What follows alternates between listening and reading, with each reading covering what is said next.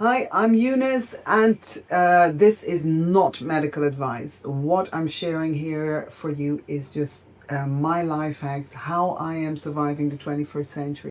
Okay, when making the best tasting crackers in the whole wide world, step number one is you make sure that the vessel that you're going to ferment in is clean, because that is the best way to ensure that your ferments are going to become absolutely wonderful. Just make sure that it's clean.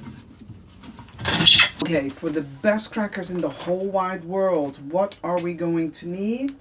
We are going to need 1 cup of sunflower seeds. We're going to have 1 cup barley,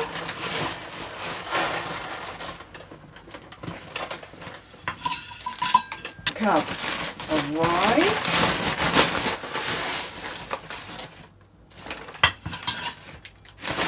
1 cup of millet,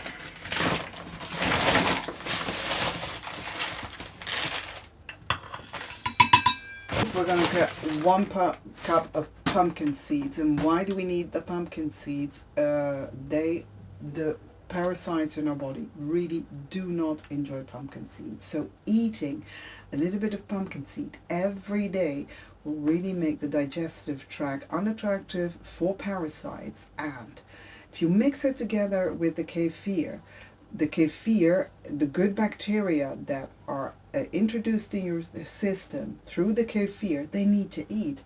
And this is the very best food to feed those good bacteria, and that's how you're going to heal yourself from the inside out.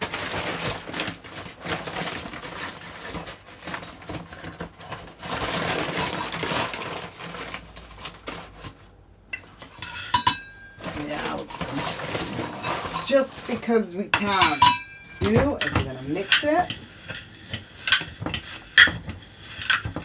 Okay, the beautiful thing with this recipe is you can do whatever it is that you like. Now, in my case, I am going to add a little bit of this. This is from one of the best chefs in Holland, and all his herb mixes are absolutely wonderful. So I'm going to add a little bit of this, but you can add everything. I've added tomatoes, diced dried tomatoes. I've added cheese. You can just go completely crazy, because not only are you able to make bread out of this one, you can also turn it into a pizza bottom, and then you can like add anything you want on there. But for now, what we're going to do is we're going to add some of these amazing herbs. Don't go too crazy, and the reason why is because it's going to get dry, and then it gets, know that everything you ferment, the taste like explodes and it becomes more. So just don't go too crazy on it. Then I'm going to add some pepper. I like pepper a lot, so I'm going to go a bit crazy on that one. And we're going to add some Baja sea salt. Why this one? Because this is one of the best salts in the world. It's got almost all the nutrients, micronutrients that you need in there. And I use this for all my ferments. Now, a lot of people are going to go like, hey, this stuff is really expensive, because this will set you back for 20 bucks. So what I do is I just do 1 scoop of it in there. But what I'm going to put in my case is I am going to add some extra old ferments. Now, when you do it, just add 1 more teaspoon of normal salt. And then you get all the beneficial things from the Baja sea salt without breaking the bank. After you've done that, you basically add some water. I use filtered water for this.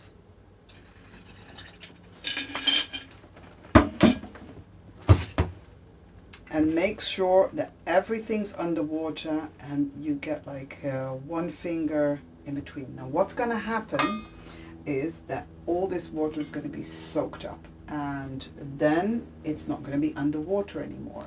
So what you do is keep an eye on it, make sure like, hey, it's not underwater again, you add just a tiny little bit of water, but never more than just 1 finger. In my case, what I'm going to do is I am going to add an old ferment.